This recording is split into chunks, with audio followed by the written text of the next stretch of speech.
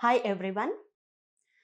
Neat 2025లో medical seat తెచ్చుకోవాలి అన్న అంబిషన్ ఉన్న స్టూడెంట్ ఎవరైతే లాంగ్ టర్మ్ కోచింగ్ జాయిన్ అవుతున్నారో ఆ స్టూడెంట్స్ కోసం నాకున్న ఈ 25 ఇయర్స్ ఆఫ్ ఎక్స్పీరియన్స్లో యాజ్ ఏ టీచర్గా, యాజ్ ఏ అడ్మినిస్ట్రేటర్గా, యాజ్ ఏ చైర్పర్సన్గా సో నా వ్యూస్ని షేర్ చేద్దాము అన్న ఆలోచనతో నేను ఈ వీడియోని షేర్ చేయడం జరుగుతోంది. So coming to this point, so my dear students, me goal స్ట్రాంగ్గా డాక్టర్ అవ్వాలి అన్న అంబిషన్ మీదైతే ప్రీవియస్ మార్క్తో సంబంధం లేకుండా సిన్సియర్గా డే 1 నుంచి షెడ్యూల్ని ఫాలో అవుతూ టీచింగ్ని కూడా సిన్సియర్గా వింటూ అర్థం చేసుకుంటూ వితౌట్ ఎనీ కాన్సన్ట్రేషన్ డీవియేషన్ ప్రతి ఇంటర్నల్ ఎగ్జామ్ని సీరియస్గా తీసుకుని సక్సెస్ తెచ్చుకోవడం అనేది పెద్ద కష్టమేం కాదు నాన్న.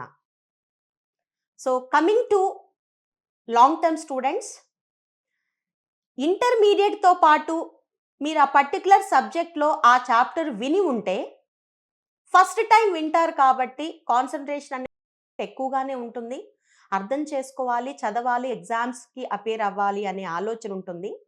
వెరాస్ ఫర్ లాంగ్ టర్మ్ స్టూడెంట్స్ ఇక్కడ ఆల్రెడీ రిపీటర్స్ కాబట్టి ఒకసారి చదివి విని అర్థం చేసుకుని ఎగ్జామ్కి అపేర్ అయిన కాన్సెప్ట్ పైన సేమ్ ఇంట్రెస్ట్ పే చేసినట్లయితే ఫస్ట్ టైం వింటున్నాను అనే సీరియస్నెస్ కనుక స్టూడెంట్కి ఉంటే క్లాస్ అవర్స్లో చక్కగా లెసన్ని వినడం, విన్నదాన్ని అడిషనల్ పాయింట్స్ టెక్స్ట్ బుక్లో నోట్ చేసుకోవడం, నెంబర్ ఆఫ్ రివిజన్స్ చేసుకోవడం, ప్రతి ఇంటర్నల్ ఎగ్జామ్లో సీరియస్గా in time all the 4 subjects complete చేయడం, ఏ సింగిల్ సబ్జెక్ట్ని నెగ్లెక్ట్ చేయకుండా 4 సబ్జెక్ట్స్ని కూడా ఈక్వల్ ప్రయారిటీ ఇచ్చుకుంటూ వెళ్తూ ఎగ్జామ్లో కూడా అంతే సీరియస్నెస్ మెయింటైన్ చేసిన ఏ స్టూడెంట్ అయినా 100% సక్సెస్.